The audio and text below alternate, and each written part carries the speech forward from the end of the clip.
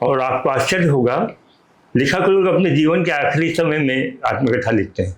मैंने अपनी लिखने की शुरुआत आत्मकथा से की। उसके बाद मुझे गाल का कैंसर हो गया 2003 में, फिर दोबारा हो गया 2008 में, फिर तीसरी बार हो गया 2009 में। तो मेरी बोलने की क्षमता सीमित हो गई, उच्चारण में दोष आ गया और चेहरा भी बड़ा अजीब हो गया मेरा। तो मैंने उस काम को बंद कर दिया। मुझे ऐसा लगा कि जैसे उसकी बहू के साथ बलात्कार मैंने किया और मैंने उसकी हत्या की। उसी दिन अपना काला कोट उतार के कचरे में फेंक दिया और वकालत छोड़ दी। तो हम लोगों के लिए बड़ा विचित्र था कि ये लड़का पढ़ा लिखा आश्रम जा रहा है, क्या हो गया, कैसा हो गया। लेकिन उसका आग्रह इतना अधिक था कि हमें उसको अनुमति देनी पड़ी और वो चला गया। तो कहीं तुम बाहर गिर जाओगे तो क्या होगा, कौन संभालेगा। मैंने कहा बाहर गिर जाएंगे तो साफ हो जाएगा मामला, क्या करना, क्यों चिंता करना। मौत कहाँ आनी है, किस दिन आनी है, किस जगह आनी है, वो तय है। उसको मैं या आप बदल नहीं सकते डॉक्टर साहब। जब आएगी तो आएगी, देखा जाएगा जो होगा। और वैसे ही मैं 78 साल जी लिया, बाद और जीने की इच्छा नहीं। तो जब कभी मैं करेला लाता था तो बनता नहीं था। अच्छा। तो एक दिन मैंने श्रीमती जी से पूछा कि मैं करेला लाता हूँ और बनता नहीं, क्या बात है। बोले मैं उसको फेंक देती। मैंने कहा क्यों। बोले हमको तो करेला बनाना आता नहीं, तुमने जिंदगी में सबसे अच्छा करेला अपनी भाभी के घर खाया है, वही जाके खाया करो।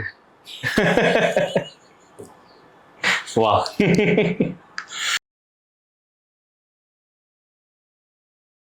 अमूमन जब हम कोई इंटरव्यू की शुरुआत करते हैं तो एक इंट्रो के साथ करते हैं, मगर मैं इंट्रो नहीं दूंगा आज। एक पंक्ति है जो मुझे आपके फेसबुक के अबाउट से मिली। असाधारण परिस्थितियों से गुजरा साधारण मनुष्य, यहीं से हम इस इंटरव्यू की शुरुआत करते हैं। और अपने परिचय के साथ इस लाइन को भी आप थोड़ा विस्तार से हमें बताइए कि क्या है। नमस्कार,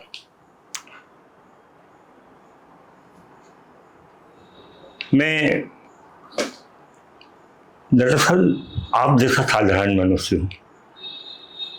कोई असाधारण बात नहीं है मुझ में, परंतु मैं जिन परिस्थितियों से होकर गुजरा हूँ वो असाधारण थी।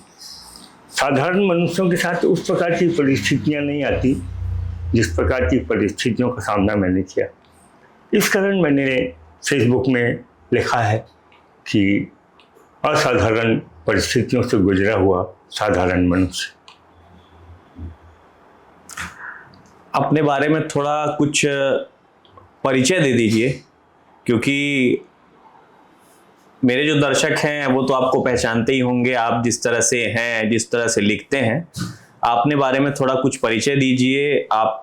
और परिचय में भी मैं ये चाहता हूं कि अपना काम बताइए, क्योंकि बहुत से लोग ये कंफ्यूज रहते हैं कि आपका काम क्या है। मैं मूल रूप से व्यापारी हूँ। 10 साल की उम्र से व्यापार से जुड़ा, आज 78 साल की उम्र में व्यापार ही कर रहा हूँ। व्यापार मेरा कर्म है, धर्म नहीं है। धर्म इसलिए नहीं है कि मैंने जीवन में कभी व्यापार करना ही नहीं चाहा, मैं कुछ और करना चाहता था। लेकिन संयुक्त परिवार की विसंगतियों की वजह से मैं परिवार से व्यापार से जुड़ा और आज तक व्यापार कर रहा हूँ। जहाँ तक काम की बात है, अब थोड़ा सा परिवर्तन आया है। 1983 में मैंने प्रशिक्षक बनने की बात सोची। उस समय जूनियर चैम्बर इंटरनेशनल का मैं सदस्य था और उसमें व्यक्तित्व विकास का प्रशिक्षण दिया जाता था। तो मैं उससे जुड़ा तो मुझे ऐसा लगा कि डेल कार्नेगी, श्वेत मार्टिन जैसे लोग पश्चिमी देशों में कितना लोगों का उत्साह बढ़ाते हैं। हमारे भारत में कोई उत्साह बढ़ाने वाला नहीं, और उत्साह घटाने का काम, उत्साह मारने का काम हमारे परिवार में होता है। हमारे परिवार में यही कहा जाता था कि किस काबिल हो तुम, क्या कर सकते हो, कुछ नहीं कर सकते। जो भी काम करो उसमें गलती खोजना, छेद खोजना, डांटना, गालियां देना, सजा देना, ये सब होता था। मुझे लगा कि मैं इस काम को कर सकता हूँ, तो सबसे पहले मैं उसमें बोलना सीखा, ऑडियंस के सामने बोलना सीखा। बोलना तो आता था, ऑडियंस के सामने कैसे बोलना उसकी हिम्मत की। पहले 10-15 मिनट के लेक्चर से मैंने शुरू किया व्यक्तित्व विकास। उसके बाद धीरे धीरे मैं उसमें आगे बढ़ता गया। तो पहले नेशनल ट्रेनर बना, फिर इंटरनेशनल ट्रेनर बना, और उसके बाद मैं तो बोलने के क्षेत्र में बहुत आगे बढ़ गया। करीब 30 साल तक मैंने काम किया प्रशिक्षण देने का। तो व्यक्तित्व विकास से ऊपर उठकर मैंने कॉर्पोरेट मैनेजमेंट और बिहेवियरल साइंस मैनेजमेंट, इस पर मैंने काफ़ी अध्ययन किया, पढ़ाई की, और उसका ट्रेनर बन गया।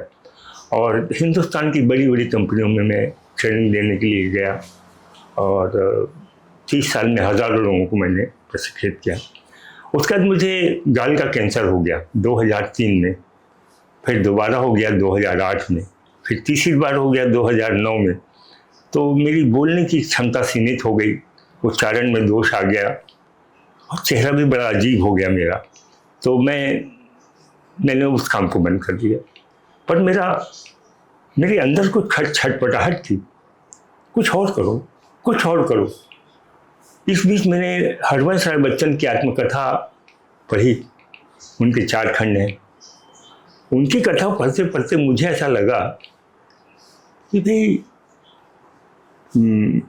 नेताओं की आत्मकथा बनती है, साहित्यकारों की आत्मकथा बनती है, फिल्मी दुनिया के कलाकारों की कथा बनती है, खेलकूद से जुड़े हुए लोगों की कथा बनती है, सामान्य आदमी के जीवन में भी तो कथा होती है। और असफल व्यक्ति की कथा क्यों असफल हुआ, ये लोगों को जानना चाहिए, ताकि उससे वो सबक लें कि इन कारणों से असफल हुआ, इस कारण उस रास्ते से बच सकें। बिल्कुल। तो मेरे दिमाग में आया कि मैं भी आत्मकथा लिखूं। तो 2012 से मैंने फिर लेखन के क्षेत्र में पैर रखा, और आपको आश्चर्य होगा, लेखक लोग अपने जीवन के आखिरी समय में आत्मकथा लिखते हैं। मैंने अपनी लिखने की शुरुआत आत्मकथा से की, तो अब लिखन में हूँ। बचपन कैसा रहा आपका, जिस तरह से? बहुत दुखद, बहुत दुखद। मेरे बचपन को मैं याद करता हूँ तो बचपन नहीं था, यातना थी। मेरे पिता ने कभी गोद में लेकर मुझे खिलाया नहीं, प्यार नहीं किया, प्यार से बात नहीं की। मेरे बाबा ने कभी प्यार से बात नहीं की। मेरे बड़े भाई साहब ने मुझे कभी प्यार से बात नहीं की। मैं जब छोटा था, 4वीं-5वीं कक्षा में, तो घर की सीढ़ियों में बैठकर अकेले रोता रहता था और सोचता था कि मैं इस दुनिया में क्यों आया। इतना दुखद था मेरा बचपन। माता जी कैसी थी? माता जी बहुत अच्छी, उन्हीं के सहारे मैं जीवित रहा, बल्कि उन्हीं का प्रतिरूप हूँ मैं।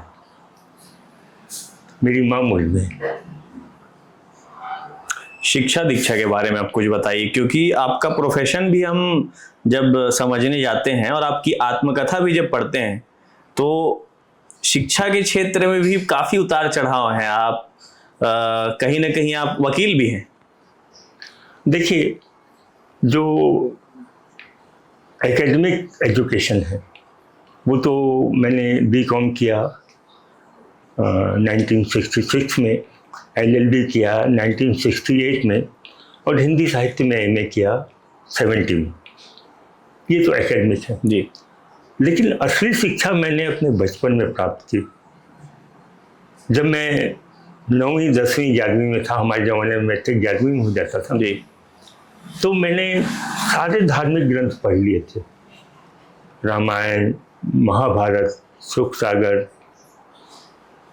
बहुत सारे वेद, पुराण, सब पढ़ डाला था। बाइबल पढ़ लिया था, कुरान मजीद पढ़ लिया था। तो वो मेरा जो एजुकेशन था वो बहुत ज़बरदस्त था। उसके बाद फिर मैं ओशो से जुड़ा। ओशो से कॉलेज में जब मैं आया तो ओशो से जुड़ा। ओशो की किताबें पढ़ने के बाद मेरी बुद्धि विकसित हुई एक नया आयाम मिला संसार को देखने का, जीवन को देखने का, समझने का।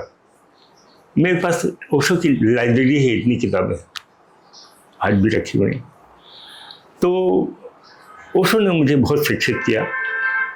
और उसके बाद फिर जब मैं ट्रेनर बना, तो ट्रेनर बनने के लिए पढ़ना जरूरी है, क्योंकि आपके पास अगर जानकारी नहीं होगी तो आप लोगों को क्या बताओगे।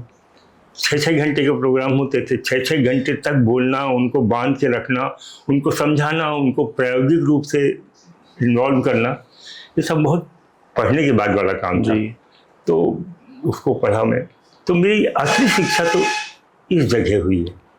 एनएडी का मैं LLB तो एकेडमी, कोई खास बात नहीं। प्रैक्टिस करने भी आप गए? प्रैक्टिस करने में गया था, 7 महीने मैंने प्रैक्टिस की। रोज साइकिल में जाता था, टाई काला कोट लगा के, सफ़ेद कपड़े पहन के, और घूमता था अदालत में सीनियर के साथ। सीनियर ने मुझे कभी कोई मौका नहीं दिया कुछ करने का, बस पीछे पीछे चलते रहो। तो एक केस आया सीनियर के पास, एक 60 साल के वृद्ध व्यक्ति का। कोरबा के पास एक कोरबी नाम की जगह है, वहाँ का वो व्यक्ति था जी। उसके ऊपर आरोप था कि उसने अपनी बहू के साथ बलात्कार किया, घर में उसे सुना पाकर। और जब बहू ने हल्ला मचाना शुरू किया तो गला घोट कर उसकी हत्या कर दी, कुएं में डाल दिया। तो वो केस मेरे सीनियर के पास आया। तो सीनियर ने उस केस को समझा, मैं भी साथ में था। और एक ADJ मुंशी साहब थे, उनकी अदालत में केस था। अच्छा। तो केस चला, पर कोई चश्मदीद गवाह नहीं था, इस कारण वो छूट गया। तो जब केस शुरू होने के पहले हम लोग जब कैदी से मिलने के लिए जेल में गए, तो उसने वकील साहब से कहा था कि मैं निरपराध हूँ, मैं निर्दोष हूँ, गांव के लोगों ने मुझे फंसा दिया, आप मेरे को बचा लो। जब बच गया वो, तो कटघरे से बाहर निकला, उसकी हथकड़ी खुली और वकील साहब के पैरों में आके गिर कर रोने लग गया। तो वकील साहब ने कहा, देखो मिलजुल के रहा करो, लड़ाई झगड़ा करने की वजह से तुमको ये झंझट हुई, तुम निरपराध थे और तुम झंझट में पड़ गए। तो उसने कहा कि नहीं वकील साहब, मेरे से गलती हुई थी, मैंने उसके साथ बलात्कार किया था और उसकी हत्या की थी। मुझे ऐसा लगा कि जैसे उसकी बहू के साथ बलात्कार मैंने किया और मैंने उसकी हत्या की। उसी दिन अपना काला कोट उतार के कचरे में फेंक दिया और वकालत छोड़ दी। फिर कभी उस ओर नहीं मुड़े? वकालत की बात है या साहित्यकार बनने की बात है, आप आते हैं व्यापारी घर से, तो कैसा सफर रहा? मतलब कोई बंदिशें नहीं थी या आपने एक विद्रोह किया? विद्रोह कैसा, किससे विद्रोह करना था? घर वालों से कि आप व्यापार में आओ, या आप एक बहुत ही प्रतिष्ठित घर से आते हैं? विद्रोह नहीं था, तो माना परिवार के लिए करना है, इस कारण मैंने किया। परिवार के प्रति मैं अपनी जिम्मेदारी समझता था। संयुक्त परिवार को एक अच्छी व्यवस्था मैं बनाना चाहता था, मैंने उस हिसाब से काम किया, कोई दबाव नहीं था, सहज भाव से किया और बहुत अच्छा किया। मैं 30 साल तक संयुक्त परिवार में रहा और बहुत किया और आनंद के साथ किया। मैंने मेरी पेंद्रावाला के नाम से गोल्ड बाजार में बिलासपुर में होटल थी, उसमें मिठाई बेचता था। आइसक्रीम मैंने बिलासपुर में इंट्रोड्यूस की।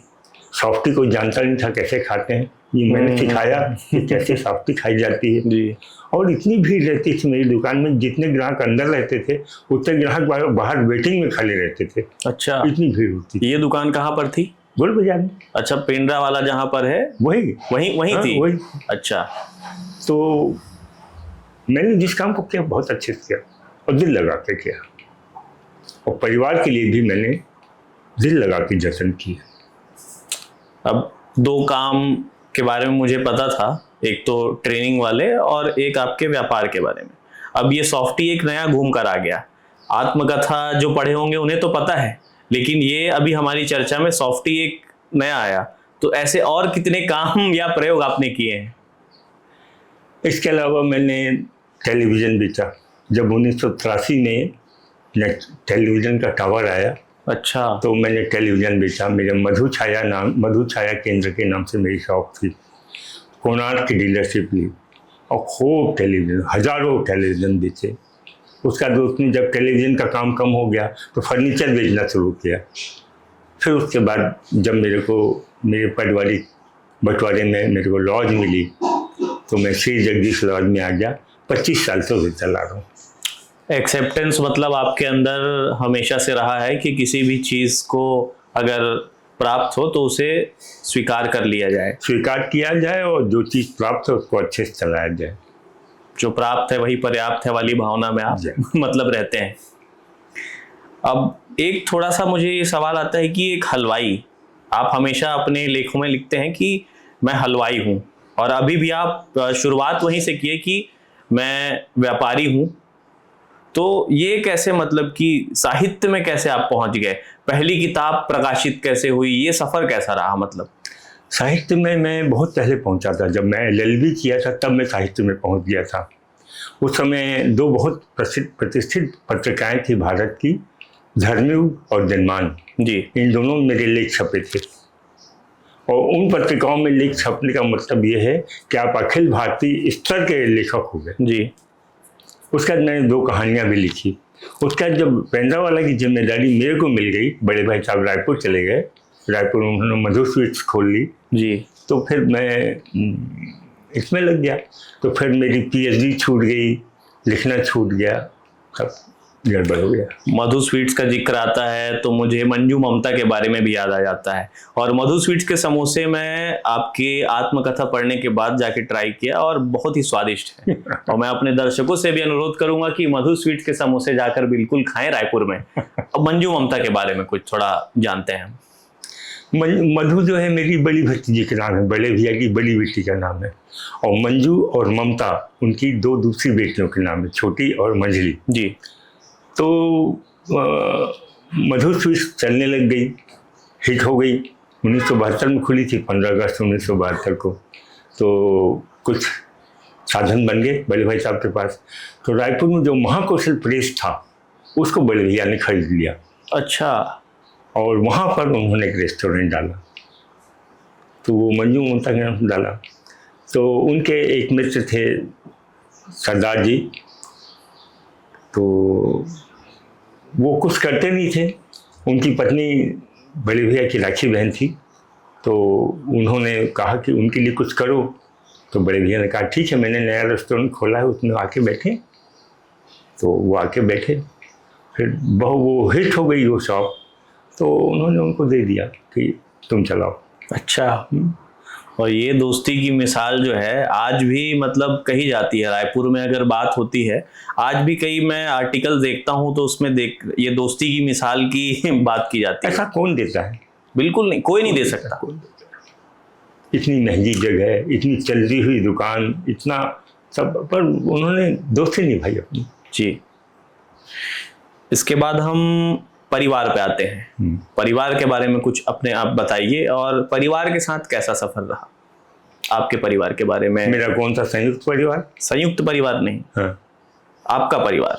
जब आप मेरा परिवार तो संयुक्त परिवार है।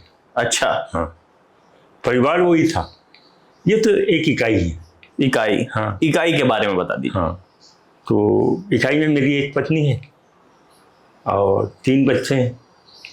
बड़ी बेटी संगीता, वो रायपुर में गवर्नमेंट डेंटल कॉलेज में लेक्चरर है।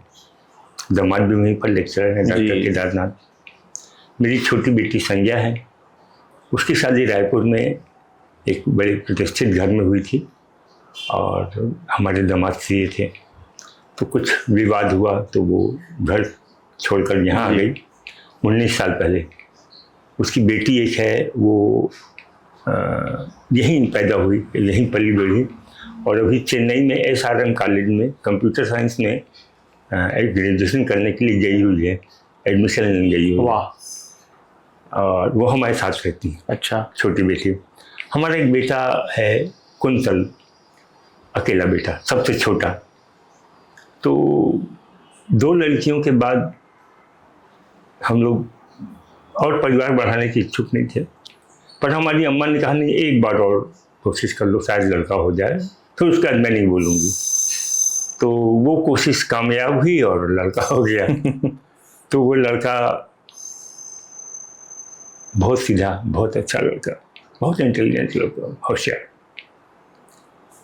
वो त्रिची NIT में उसने इंजीनियरिंग की, और इंजीनियरिंग करने के बाद उसको टेलकॉम में पुणे में उसकी जॉब लगी, जहाँ पे इंडिका कार बनती है। हाँ, वहाँ उसकी जॉब लगी, उसने कंसेंट दी। अचानक उसके मन में कुछ परिवर्तन आया, उसने कहा कि नहीं पापा, मैं ये नहीं करूँगा, मैं चाहता हूँ कि मैं कुछ और चाहता हूँ। क्या चाहते हो? बोले मैं जग्गी वासुदेव सदगुरु हैं, उनके साथ काम करना चाहता हूँ। क्या काम करना चाहती हो? उसने कहा कि समाज में बहुत कष्ट है, लोग बहुत दुख में हैं, और उस दुख की वजह वो समझ नहीं रहे कि क्या है। उस दुख की वजह जो है भौतिकवाद है। जब तक वो आध्यात्म से नहीं जुड़ेंगे, योग से नहीं जुड़ेंगे जी, तब तक उनके मानसिक और शारीरिक कष्ट दूर नहीं होंगे। तो मैं उनके साथ काम करना चाहता हूँ। तो हम लोगों के लिए बड़ा विचित्र था कि ये लड़का पढ़ा लिखा आश्रम जा रहा है, क्या हो गया, कैसा हो गया। लेकिन उसका आग्रह इतना अधिक था कि हमें उसको अनुमति देनी पड़ी, और वो चला गया। 23 साल से वो वहाँ है। तो घर पे कोई विरोध नहीं किया गया? विरोध किस बात का? कि एक परिवार में ऐसा चला आ रहा है समय से कि बुढ़ापे के समय कोई साथ देगा, या इस तरह की चीजें होती है। देखिए, और एक चीज और मैं कहना चाहूंगा, ये आपके हिसाब से इस पे आपका क्या पॉइंट ऑफ व्यू है, ये भी थोड़ा बताइए। बताऊंगा। देखो, ऐसा है कि हमारा बचपन से ही, जब बच्चे छोटे थे तभी हम पति पत्नी ने तय किया था कि हमारे बच्चे जो करना चाहेंगे हम उनको करने की अनुमति देंगे। जी, ये निर्णय हमने इसलिए लिया कि मैं जो करना चाहता था वो करने की अनुमति मेरे घर वालों ने मुझे नहीं दी। जी बिल्कुल। मैं IAS करना चाहता था, मुझे IAS नहीं करने दिया गया। मैं मेडिसिन का होलसेल का बिजनेस करना चाहता था, वो नहीं करने दिया गया। मैं आइसक्रीम का प्लांट खोलना चाहता बिलासपुर में, उसको नहीं करने दिया गया। तो मेरे मन में वो उस क्रिया की प्रतिक्रिया ये थी कि हम अपने बच्चों को खुली आज़ादी देंगे जो करना चाहेंगे। बिल्कुल। तो जब हमने तय कर लिया कि बच्चों को खुली आज़ादी देंगे, तो उसका मन वो करना था तो करे, कोई प्रॉब्लम नहीं। थोड़ी बहुत असुविधा थी, इसका भविष्य क्या होगा, जीवन क्या होगा, उसको लेकर हम लोग चिंतित थे। लेकिन एक बार हम लोग सदगुरु जग्गी वासुदेव से जाके मिले, उनसे मिलने के बाद हमें ऐसा लगा कि हम बिल्कुल सही व्यक्ति को सौंप के जा रहे हैं, कोई गड़बड़ नहीं। तो वहीं रह गया, तो कोई अड़चन नहीं। दूसरी बात उसकी माँ का है, तो माँ का हृदय अलग होता है। हाँ, बाप कड़े निर्णय ले सकता है, माँ कड़े निर्णय ले सकती, परंतु धीरे धीरे वो भी समझ गई और उन्होंने उसको स्वीकार कर लिया। अब तो बढ़िया मजे में, अब तो खुद भी वो सदगुरु की शिष्या बन गई हैं। अच्छा। और उनका काम करती हैं। और दूसरा सवाल आपने क्या किया कि इस व्यवस्था को जो बना दी गई है समाज द्वारा, उसको आप क्या मानते हैं, आपकी क्या उस पर प्रतिक्रिया है? हाँ, तो जो बुढ़ापे में सेवा करने वाली बात है, तो मेरा बुढ़ापा देख रहे हो कैसा है? बहुत बढ़िया। किसी की सेवा की जरूरत है? बिल्कुल नहीं। मेरी पत्नी का बुढ़ापा देख रहे हो, 70 साल के हैं, उनको किसी सेवा की जरूरत है? बिल्कुल नहीं। मेरा बेटा BE करने के बाद, पढ़ने के बाद घर में रहता क्या? कहीं बाहर जाता, नौकरी करता, 4-5 दिन के लिए आता, फिर वापस चल देता। क्या उससे हमारी कैसे सेवा होती? इसी विषय पर मैंने अपना आखिरी उपन्यास लिखा है, लेटेस्ट, परदेसी जाना नहीं, जिसमें माँ बाप की उम्मीद करते हैं कि हमारा बेटा हमारी सेवा करेगा। कोई भी संतान किसी की सेवा करने के लिए नहीं पैदा होती। बिल्कुल। ये हमारी जमीन नहीं है कि हम उसे जिस तरह चाहें खरीदें, बेचें, उसमें मकान बनाएं। वो हमारी जागीर नहीं है कि वो हमारे साथ रहे, हमारी सेवा करे। हम सशक्त हैं अभी भी, और जब अशक्त होंगे चुपचाप खाना पीना बंद कर देंगे, एक दिन चुपचाप चल देंगे। आसान है, बुढ़ापे में मरना बहुत आसान है। खाना पीना छोड़ दो, 15 दिन के अंदर। बिल्कुल। अब खाने पीने की बात आई है हाँ। तो मैं खाने पीने पे ही जाऊंगा, क्योंकि अब बहुत समय हो गया, करियर हो गया और जीवन की तमाम बातें हो गई, अब खाने पीने पे आ जाते हैं। और हलवाई से अच्छा खाने के बारे में कोई बता भी नहीं सकता। आपके लेख में भी मैं देखता हूँ कि मिठाइयों का ऐसा जिक्र रहता है कि ऐसे लगता है कि हम लेख पढ़कर कि वो चाशनी जो है वो मुंह पर आकर टपक गई।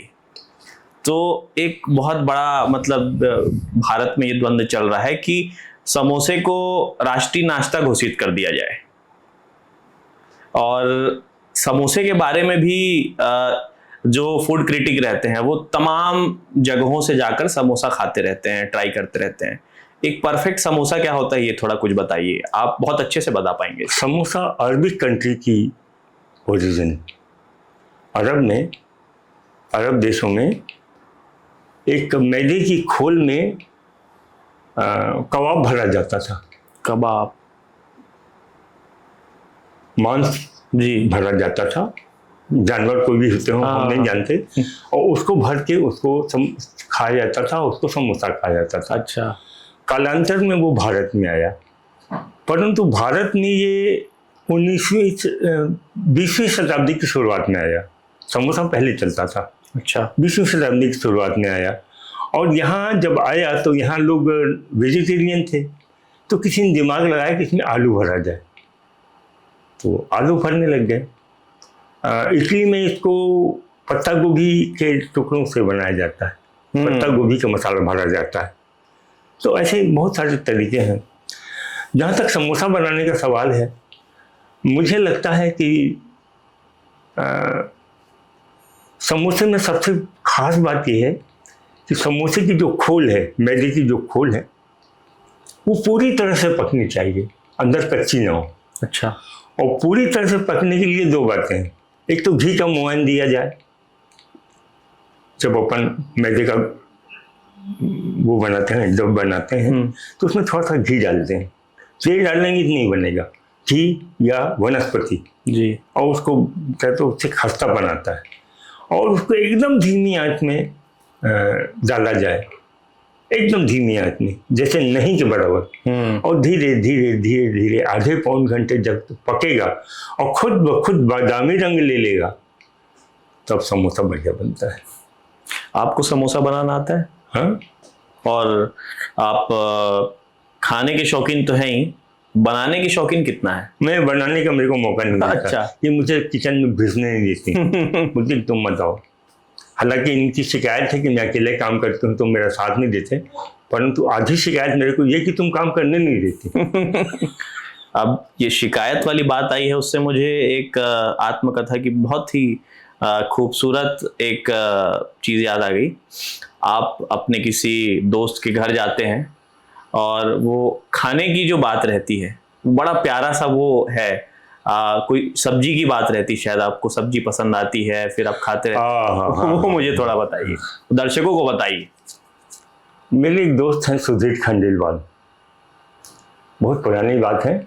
एक दिन उनकी पत्नी ने हमें डिनर पर बुलाया, तो हम मेरे बच्चे छोटे छोटे थे, मैं अपनी पत्नी के साथ स्कूटर में 5 जन लग के उनके घर पहुंचे।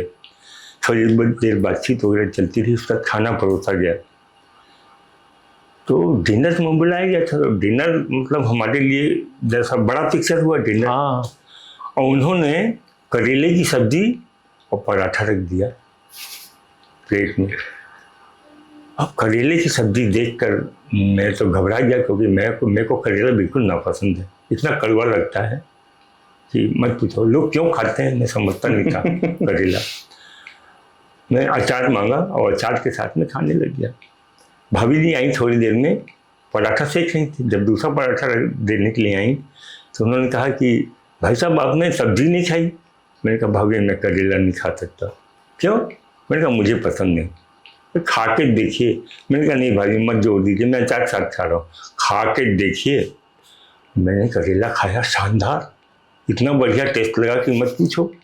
दोबारा मांगा, तिबारा मांगा, 3 पराठे में मेरा कोटा पूरा हो गया। उसका जब वो चौथा पराठा लेके आई तो मैं मना किया कि नहीं हम नहीं खा सकता। बोले भाई साहब आपको सब्जी अच्छी लगी ना? मैंने कहा हाँ। बोले 1 करेला और ले लीजिए। मैंने कहा एक काम करो, जब करेला बचेगा तो आप उसको पैक करके डब्बे में दे देना, कल सुबह मैं नाश्ते में खा लूँगा। क्योंकि मैंने आज तक ज़िंदगी में इतना अच्छा करेला नहीं खाया। अब हम लोग रात को 12 बजे जब घर से निकले तो उन्होंने एक डब्बे में करेले की जो बची हुई सब्जी थी रख के दे दिया। सुबह मैं बढ़िया घर में पराठा बनाओ, करेले की सब्जी से पूरा करेला खा गया, बात खत्म, कोई खास बात नहीं। अब सब्जी लाने की जिम्मेदारी मेरी है, तो जब कभी मैं करेला लाता था तो बनता नहीं था। अच्छा। तो एक दिन मैंने श्रीमती जी से पूछा कि मैं करेला लाता हूँ और बनता नहीं, क्या बात है? बोले मैं उसको फेंक देती। मैंने कहा क्यों? बोले हमको तो करेला बनाना आता नहीं, तुमने जिंदगी में सबसे अच्छा करेला अपनी भाभी के घर खाया है, वही जाके खाया करो। वाह। क्या है, बात करते वक्त ये सावधानी रखना बहुत ज़रूरी है कि आप जो बोल रहे हो उसका असर सामने वाले के ऊपर कैसा पड़ रहा है। बिल्कुल। जिंदगी में कभी नहीं खाया, इस बात से उनको इतना बुरा लगा कि उन्होंने करेला फेंकना, तो जाओ वहीं खाओ। तो सावधानी बहुत ज़रूरी, बातचीत करते वक्त पता नहीं किसके दिल में कहाँ चोट पहुँच जाए। बिल्कुल। कैंसर की बात आती है, 3 बार आप कैंसर सर्वाइवर रह चुके हैं। 3 बार सर्वाइव करना, व्यक्ति एक बार सर्वाइव नहीं कर पाता है, और इतने संघर्षों के बाद फिर कैंसर का भी आ जाना, और वो भी 3 बार, ये सफर कैसा था, थोड़ा बताइए। देखिए, कैंसर जब मेरे को पहली बार हुआ, मेरे को कैंसर होने वाला है ये तो मालूम था, क्योंकि मेरे को सब में तो स्थित था, मेरा मुंह कम खुलता था।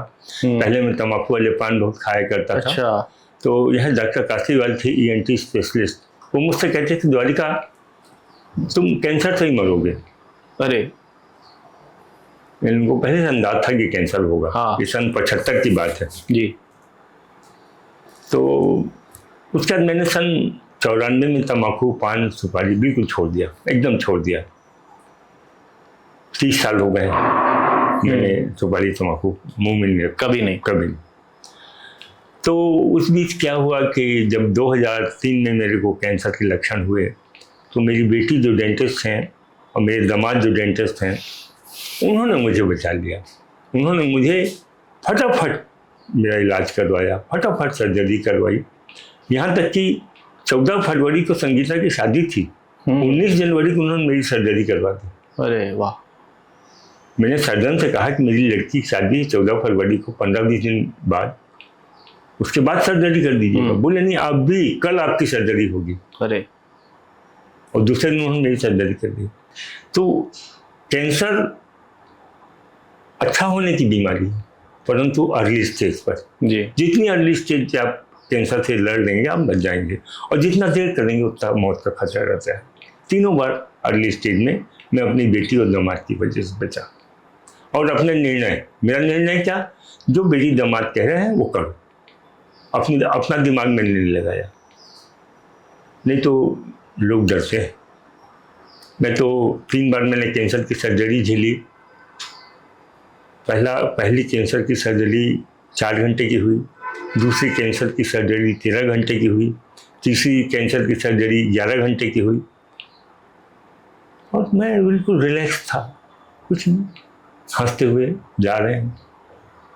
मैं भगवान को नहीं मानता, इस कारण किसी को याद भी नहीं किया, वो काम भी नहीं कि भगवान मेरे को बचाना, ऐसा नहीं। सहज भाव से गए, अच्छे सर्जरी कराया, और सभी डॉक्टर कहते थे जब विजिट करने आते थे, अग्रवाल साहब आप जैसा पेशेंट सभी डॉक्टरों को मिले। भगवान को न मानने वाली बात है। अर्ली स्टेज में जब आप कॉलेज के समय में थे तो आपने कई धार्मिक ग्रंथ पढ़े, कई चीज़ें ऐसी आई आपके जीवन में, ऐसे बता रहे थे आप कि बाइबल तक आप पहुंचिए, फिर परिवर्तन कहाँ आया? ओशो ने क्या कुछ ऐसा दिखाया? ओशो की बातों से समझ में आया कि भगवान नहीं होते, भगवत्ता होती। जी बिल्कुल। ये बात समझ नहीं आई, परंतु भगवान के प्रति मेरा अविश्वास घटनाओं से हुआ। जी। उस समय कुछ ऐसी घटनाएं हुई कि मेरे को ऐसा लगा कि अगर भगवान नाम की कोई व्यवस्था है तो अन्यायपूर्ण है, वो न्यायपूर्ण नहीं है। जी। वो न्याय नहीं करता, कुछ लोगों को बहुत वैभव देता है, कुछ लोगों को एकदम गरीब बना देता है, कुछ के माता पिता को छीन लेता है, कुछ के बच्चों को छीन लेता है। ये क्या है?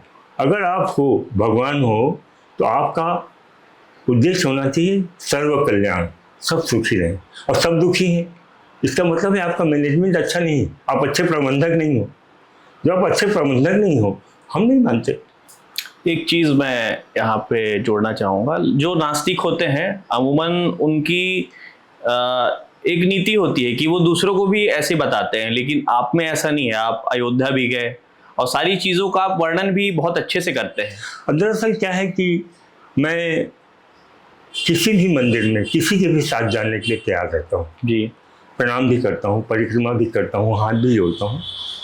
उसके पीछे मेरी भावना ये है कि कोई दूसरा व्यक्ति यदि भक्ति भाव से किसी कार्य को कर रहा है तो उसका साथ देना चाहिए। बिल्कुल बिल्कुल, उसका विरोध नहीं करना चाहिए।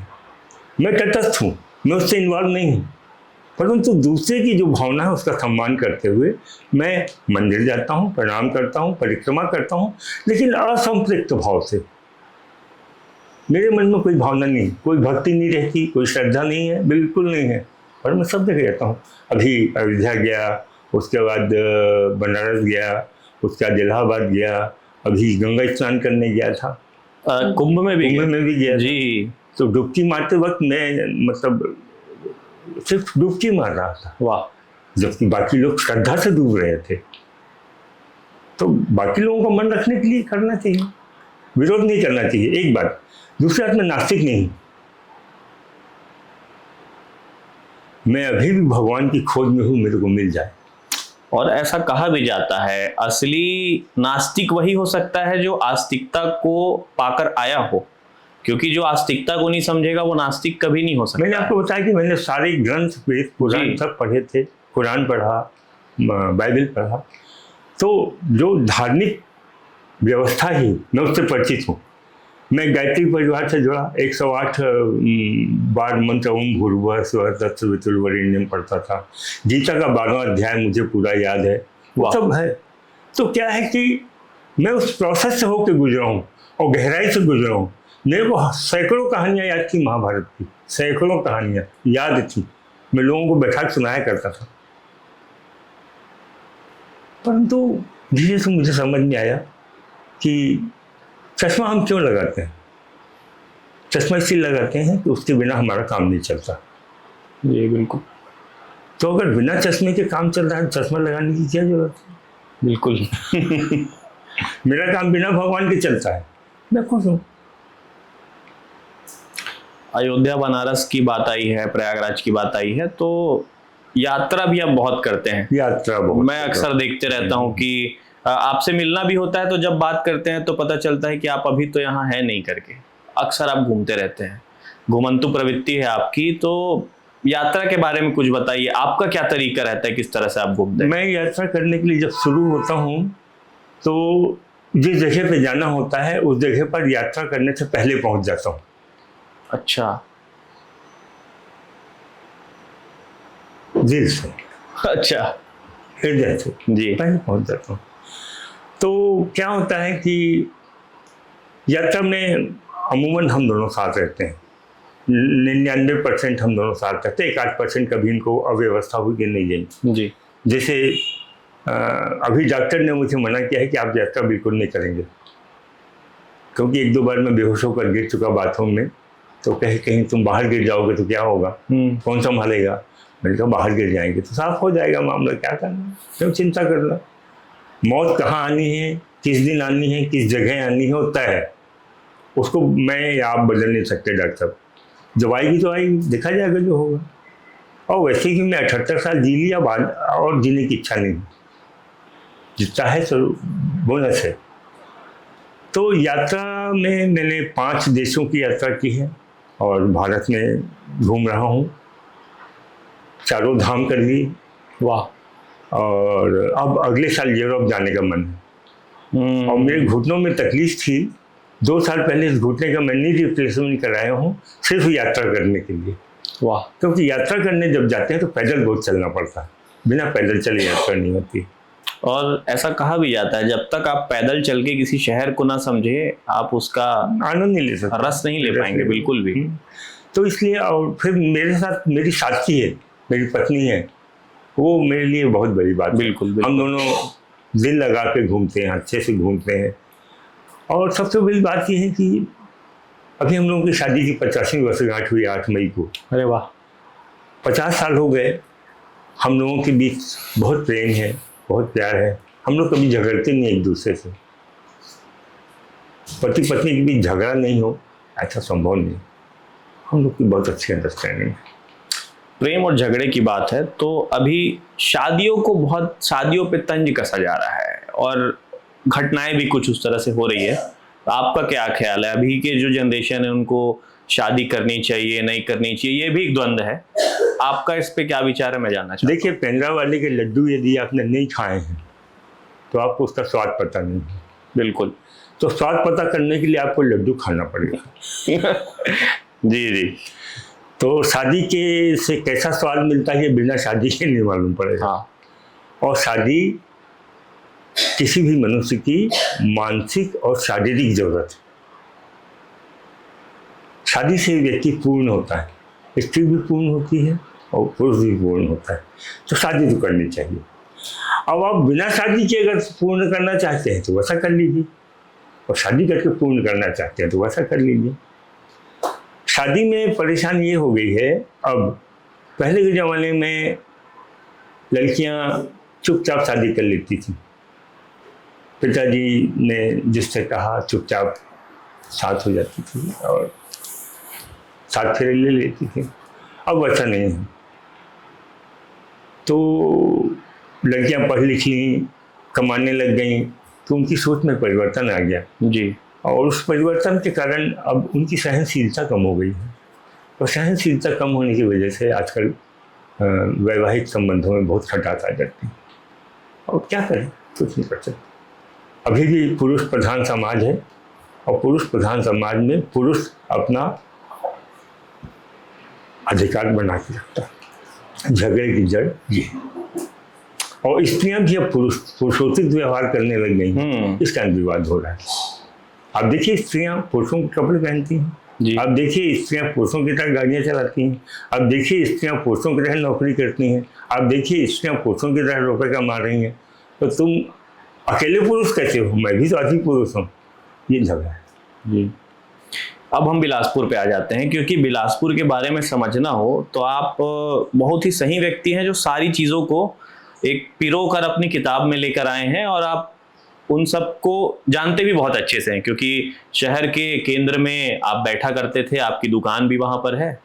तो बिलासपुर के बारे में कुछ बताइए। जो एक विवरण है बिलासपुर के बारे में बहुत वायरल हुआ, बिलासपुर से लेकर और भी अन्य जगहों में लोग उसे शेयर किए, पूरी दुनिया में शेयर हुआ। पूरी दुनिया में शेयर हुआ, और कहीं ना कहीं लोगों में उत्सुकता थी कि है किसका, और धीरे धीरे फिर पता भी चला कि आपका। बहुत सारे लोगों को नहीं पता है मेरा है। हाँ, लोगों ने अपने नाम से चलाया है। अपने नाम से चलाया है।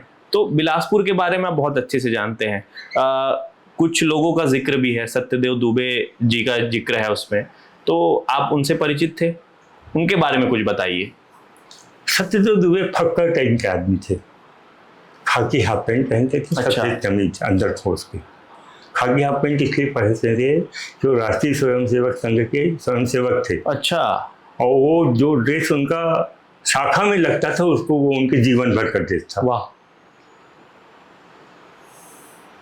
दिमाग से बहुत तेज, स्वभाव से बहुत ही तेज। और वो अंग्रेजी पढ़ाते थे, अंग्रेजी के प्रोफेसर थे यहाँ पर बिलासपुर में। और उनको समझ में आया कि ये जगह बिलासपुर मेरे लायक नहीं है, बम्बई जाना चाहिए। तो हम लोग क्या बोलते थे, सत्तू भैया बम्बई हीरो बनने गए हैं। उन्हें सत्तू भैया बोलते थे? सत्तू भैया। अच्छा। सत्यदेव दुबे का सत्तू भैया नाम। हाँ।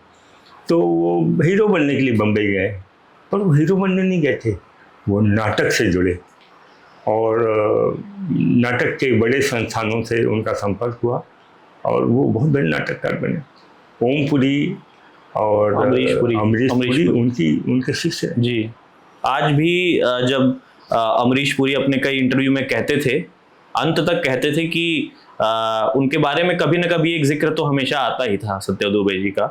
और ये बहुत बड़ी विडंबना है कि यहाँ के लोग ही उन्हें उस तरह से नहीं जानते हैं। नहीं देखो, सत्यदेव दुबे बहुत अक्खड़ स्वभाव के थे। बिलासपुर का कोई जाता था ना तो मिलते नहीं थे। अच्छा। हाँ, बिलासपुर के लोगों से चिढ़ते हो। ये क्या कारण रहा होगा? वो जाने, मैं नहीं बता लेकिन बिलासपुर के लोग, अब बिलासपुर लोग उनसे मिलने के लिए क्यों जाते थे?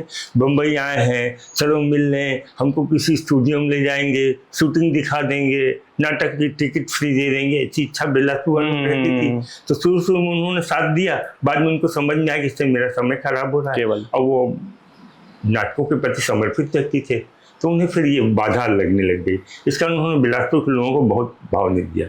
बिलासपुर था, हाँ हाँ हाँ ठीक, ओके ओके थोड़ा सा उनसे बात क्या करें, ये सबसे बड़ी समस्या थी। हाँ। एक बार संयोग की बात है कि उन्होंने अंधा युग का मंचन किया था बम्बई में, धर्मवीर भारती के काव्य का। तो एक बार वो बिलासपुर आए थे, तो बिलासपुर में उस दिन अंधा युग का मंचन हो रहा था। सुनील मुखर्जी उसके निर्देशक थे और रेलवे के इंस्टीट्यूट में वो कार्यक्रम था। तो मेरे पास दुकान में आया करते थे मेरे पास, तो मेरे पास आए, बोले कि द्वारिका चलो अंधा युग देख के आते हैं। मैंने कहा चलो चलते हैं। तो मेरी स्कूटर में बैठे पीछे और हम लोग बुधवारी बाजार पहुंच गए इंस्टीट्यूट में। हाँ। वहाँ पहुँचे तो जाने लगे अंदर, बोले टिकट। मैंने कहा टिकट की क्या जरूरत है? बोले नहीं, बिना टिकट के हम नाटक नहीं देखेंगे, जाओ 2 टिकट लेके आओ। देखो नाटक के प्रति उनका प्रेम, बिल्कुल। मुफ्त में हम नाटक नहीं देखेंगे, इतना बड़ा नाटककार भारत का, बोलता मुफ्त में नहीं देखेंगे। 2 टिकट लेके आओ, चलो अंदर बैठे। 5 मिनट बैठे होंगे, वो झल्ला गए, चलो यार यहाँ से चल वापस। वाह। बिलासपुर पे हमारी बात हो रही थी, थोड़ा सा पुराने बिलासपुर के बारे में बताइए। पुराना बिलासपुर जो था वो गांव का एक विकसित स्वरूप था। पूरे मुड़म की सड़कें थी, रोज म्यूनिसिपल की टैंक से पानी का छिड़काव होता था ताकि धूल न उड़े। ट्यूबलाइट नाम की चीज़ नहीं थी, बल्ब थे, बड़े बड़े वजनदार पंखे थे, AEW के, ओरिएंट के। और मुझे अच्छी तौर से याद है कि सदर बाजार और गोल बाजार में लैंप पोस्ट लगे हुए थे जिसमें मिट्टी तेल से लाइट जलाई जाती थी, और रोज शाम को एक आदमी सीढ़ी लेके आता था और जलाता हुआ। अच्छा, प्रतिदिन का काम होता था? प्रतिदिन का काम। तो वो हमने देखा है। नल नहीं थे लोगों के पास और बहुत असुविधा थी। इतना असुविधापूर्ण जीवन था कि मैं क्या बताऊँ, आज आप कल्पना नहीं कर सकते लोग कैसे जीते थे, कैसे कमाते थे, कैसे बचाते थे। अभी जिस तरह से व्यवस्था है, थोड़ा सा पानी भर गया तो हम सोचने लगते हैं कि अरे क्या दिक्कत है, ये क्या शहर है करके। आप जो बता रहे हैं वो तो हम कल्पना नहीं कर सकते, उस पर हम एक दिन भी रह नहीं पाएंगे। अब टांगा उस समय चलता था स्टेशन से गोलबेर आने के लिए, घोड़े से खींचने वाला टांगा मैं भी देखा हूँ। हाँ, मतलब तो 4 आने में स्टेशन से गोलबेर आने का लगता था। 4 आना मतलब 1 रुपए का 25%, 25 पैसे समझ लो नई भाषा में। हाँ, 4 आना। तो लोग उस 4 आने को बचाने के लिए स्टेशन से गोलबेरा पैदल आ जाया करते थे कि हमारा 4 आना बच जाएगा। इतनी असुविधा का जीवन था। मोल भाव करते थे टांगे वाले से, नहीं 2 आने देंगे, अच्छा ठीक है आगे बैठना पड़ेगा घोड़े के बगल से, ठीक है उसमें बैठ जाएंगे। तो घोड़े का जो ऐसा लंबा वाला रहता था उसमें बैठ जाते थे, पर 2 आना बचा लेते थे। तो वो समय बहुत अजीब था, कुछ नहीं था, कुछ भी नहीं था, परंतु गजब का प्रेम था आपस में, बहुत प्रेम था। ऐसे कम से कम 10-15 किस्से मेरे सामने, क्योंकि मैं छोटा बच्चा था, मेरे सामने का किस्सा बताता हूँ। एक सज्जन आए और मेरे बाबा जगदीश नारायण जी, जिनको मैं बब्बा जी कहता था, दादा थे जी, तो उनके पास वो एक गांव का पास का कोई व्यक्ति आया। उस समय धोती कुर्ता पहनते थे सब लोग, कोई पैंट शर्ट नहीं पहनता था, धोती कुर्ता आम ड्रेस थी। आया, दादू नमस्कार, जय गोपाल कैसे? बोले लड़की की शादी है, थोड़ा पैसे की कमी पड़ गई है, तो आप मदद कर देते तो अच्छा रहता। तो कितना चाहिए? बोले 1000-1500 रुपये हो जाता तो बन जाता काम। ठीक, तुम जाओ घर में, हमारा घर तो धर्मशाला था, हमारे घर में रोज 10-5 आदमी टिके रहते थे, खाना खाते थे गुलविहार में। तो जाओ अभी नहा धो लो और फिर शाम को अपन मिलते। शाम को एक लाल थैली में, पहले रुपए सिक्के रखने की थैली आती थी लाल रंग की, छोटी सी, ऐसा गठान लगाते थे, उसमें भरे हुए थे रुपए और लाके उनको, वो शाम को आए तो उनको दे दिया। बोले ये 4,000 रुपये हैं, इसको रखो। बोले 4,000 मेरे को नहीं चाहिए। बोले लड़की की शादी कर रहे हो, ऐसा लगेगा, रखो। हो दादू, जब मेरे पास होगा वापस कर दूंगा। बोले ये वापस करने के लिए नहीं है, मेरी उसे कन्यादान है। वाह। उस जमाने में 3,000, 4,000, 5,000 रुपये वो लड़की की शादी के लिए यूँ दे दिया करते थे। उस जमाने में 1,000 रुपये में पूरा विनोबा नगर खरीदा जा सकता था, पूरा विनोबा नगर खरीदा जा सकता था। इससे एक वाकया मुझे और आता है, तो क्या है, दिल बहुत बड़ा था जी, दिल बहुत बड़ा। आत्मकथा में एक जिक्र ये भी है कि कोई व्यक्ति शायद रात को खाने के लिए आया, वो थोड़ा बताइए। वो एक बार क्या हुआ कि रात को 12, साढ़े 12 बजे मैं और बाबा नीचे सोते थे, बाहर एकदम। दादी तो बहुत अच्छा पहले गुजर गई थी, जब वो 30 साल के तब गुजर गई थी। उसके उन्होंने दूसरी शादी नहीं की। वाह। कि मेरे बच्चों के साथ अन्याय हो जाएगा, 2 लड़के हैं और 30 साल की उम्र से वो 60 साल की उम्र तक विधुर रहे और कैंसर से मरे। तो उन्होंने, वो नीचे सोते थे बाहर, और बाहर एक पलंग मैं, एक पलंग वो। क्यों, मैं बगल में तो सोता था कि मुझे सुबह सुबह 5 बजे उठाया करते थे, उठो लड़के। तो मेरा काम था दुकान खोलना, अच्छा। भट्टी सुलगाना, नौकरों को जगाना, सीरा गाड़ा गर्म करना, मैदानी तैयार करना, जलेबी, ये सब मेरा काम था। मैं अपने हाथ से करता था। अच्छा। तो मैं बगल, एक दिन रात को 12, साढ़े 12 बजे के आसपास एक सज्जन आवाज़ दिए, दादू दादू। तो उठे, क्या बात है, कौन हो? अरे शिवनायक सिंह, तुम कैसे? शिवनायक सिंह जी जो गौरेला पेंडा रोड के बड़े मान्य व्यक्ति थे। बोले हम 4-5 लोग आए हैं, ट्रेन लेट हो गई और भूख लगी है, खाने को कुछ नहीं है, दादू क्या करें? अरे रुको, अभी हम चलते हैं। मेरे को उठाए, उठो लड़के, मेरे को लड़के बोला करते हैं। अच्छा। उठो लड़के। अब मैं किसमिस आते हुए उठा और इन्होंने अपना धोती कुर्ता पहने, गमछा डाले और चले दुकान का दरवाज़ा खोले। उस समय लकड़ी का दरवाज़ा था। हाँ। लकड़ी का दरवाज़ा खोले, सब्जी बची हुई थी, उसको मेरे से बोले तुम गर्म करो इसको। और उन्होंने आटा साना, कढ़ाई गर्म की और बढ़िया पूरी बनाए और सबको प्रेम से खिलाए। मैं बोले सबको पानी दो, सबको पूरी परसो, दाल सब्जी परसो। सब लोग खा के सब आत्मा सबकी तृप्त हो गई। तो शिवनायक सिंह ने कहा, दादू कितना पैसा हुआ? पैसा दुकानदारी के समय में लेते हैं, अभी दुकानदारी के समय थोड़े हैं। तुम भूखे से करके हम तुमको दुकान खोलते। वाह। ऐसा गमछा डाले। उस समय दिल बहुत था। बिल्कुल बिल्कुल। किताबों पे तो बात हो गई, आपकी आत्मकथा पे पूरी बात हो गई। कविता का थोड़ा जिक्र आता है, आप कविता भी बहुत अच्छा लिखते हैं, तो कोई कविता आप सुना दीजिए। कविता मैं अच्छी नहीं लिखता, कविता लिखना शुरू किया मैंने। अच्छा।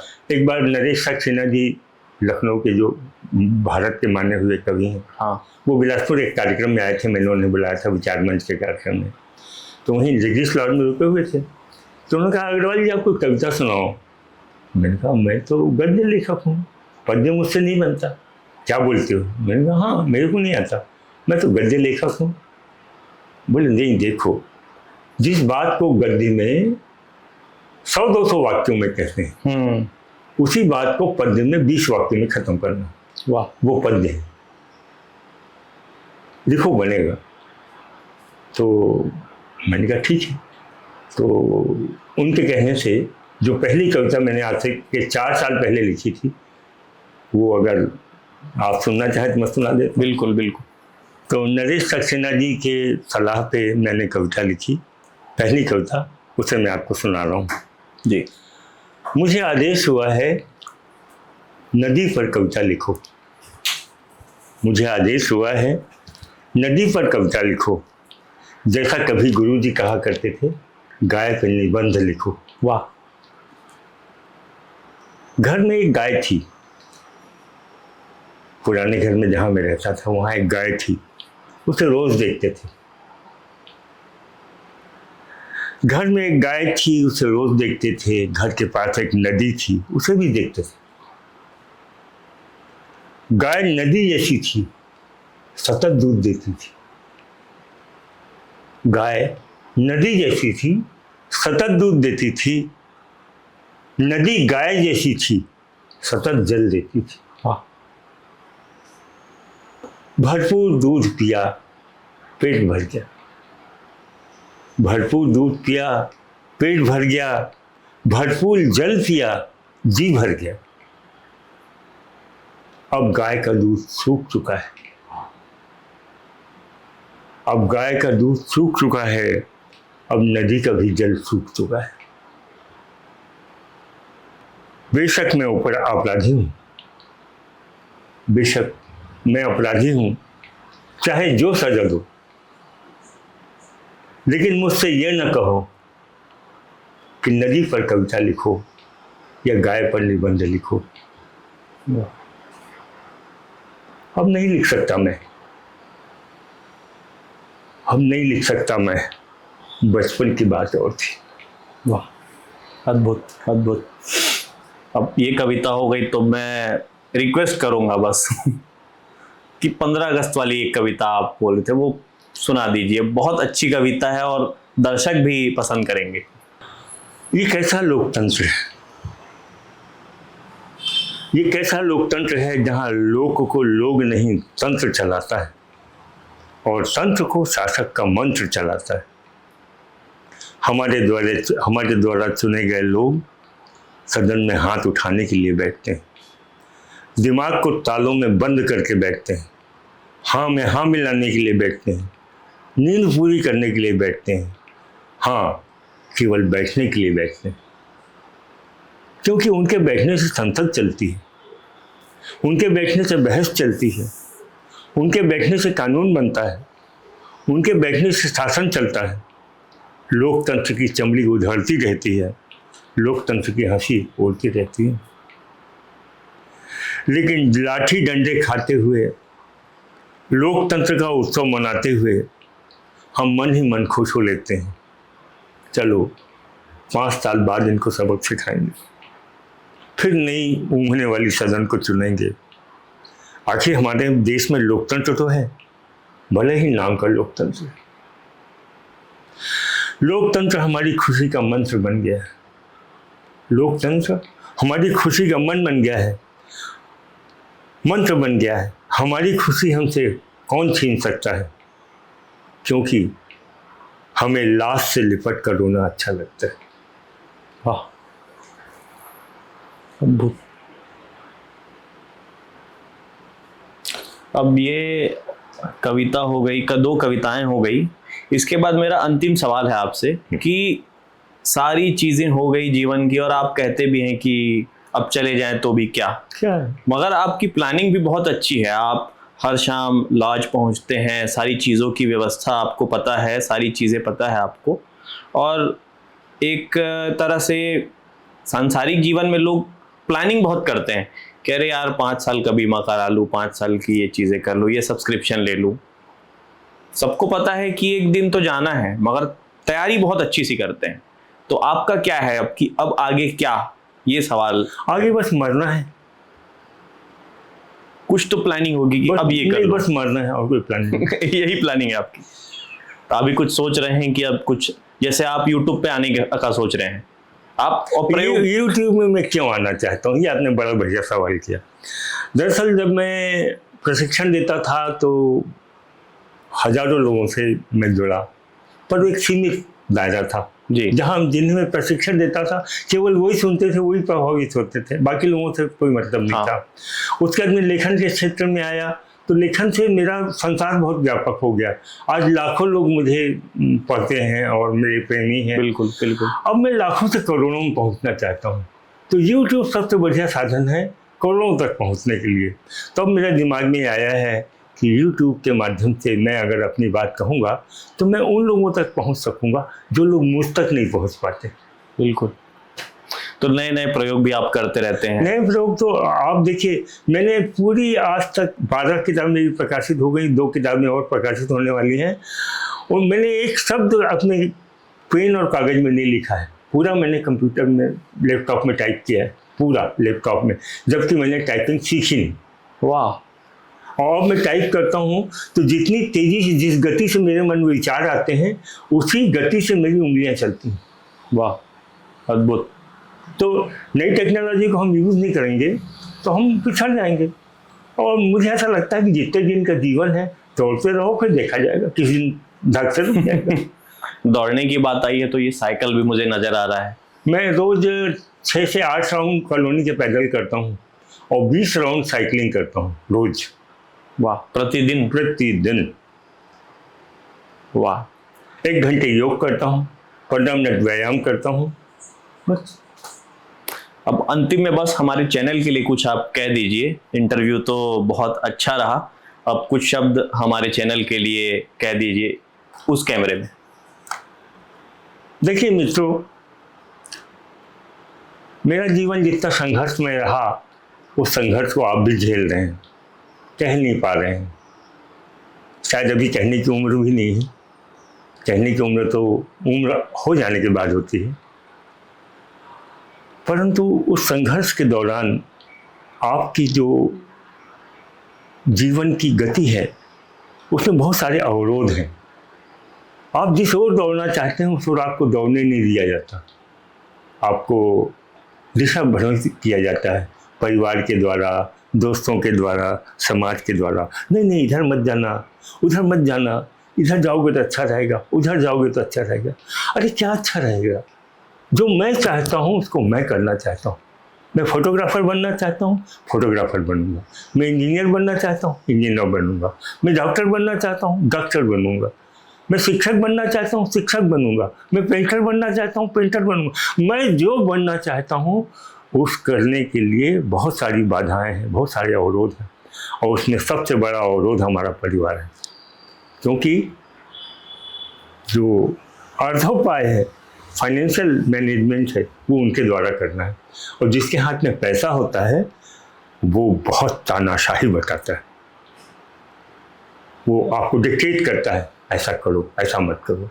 और आप उस डिक्टेशन के चक्कर में पड़ के जो आप चाहते हैं वो नहीं कर पाते, जो नहीं चाहते वो करने के लिए मजबूर हो जाते हैं। मेरा आपसे निवेदन है कि आप इन बाधाओं को समझें और इस ढंग से उसका प्रबंधन करें कि आप दिमाग से निर्णय लिया करें, हृदय से ना लिया करें। भावुक होना अच्छी बात है, किसी की मदद करना अच्छी बात है, लेकिन अपना नुकसान करते हुए किसी का मदद करना उचित नहीं है। अपना भविष्य हमें खुद चुनना है, और उस भविष्य को चुनने के लिए हमको अपना लक्ष्य निर्धारित करना पड़ेगा और उसे एक साधना माननी पड़ेगी। शुरू में असफलताएं मिलेगी, असफलता ही सफलता की सीढ़ी है। इन असफलताओं से होकर ही आप आगे बढ़ सकते हो। तो मेरी आपसे निवेदन है, आपसे आग्रह है, जोर से आग्रह है कि अपने आसपास हो रही बाधाओं को हटा दो और उस दिशा में बढ़ो जिस दिशा में आपका दिल चाहता है। दिल चाहता है वो करो। और एक बात याद रखो, सफलता के लिए सबके हाथ की जरूरत है, अकेला आदमी सफल नहीं हो सकता। सबका सहयोग लो, सबसे प्रेम से बात करो और हमेशा आप विनीत रहो। जितने ज़्यादा आप विनीत रहोगे उतना ज़्यादा आपको साथ मिलेगा। जितने ईमानदार रहोगे उतने आपको अच्छे फल मिलेंगे। बेईमानी से, घूसखोरी से, किसी भी प्रकार धन कमाने की इच्छा से अगर आप आगे बढ़ते हैं तो आपका भला नहीं होगा। और हो सकता है आप बड़े आदमी बन जाओ, हो सकता है आपके पास कार हो जाए, हेलीकॉप्टर हो जाए, वायुयान हो जाए, लेकिन आप नहीं रहोगे। हमेशा अपने रहने को बचा कर रखो, ये मेरा संदेश है। Thank you.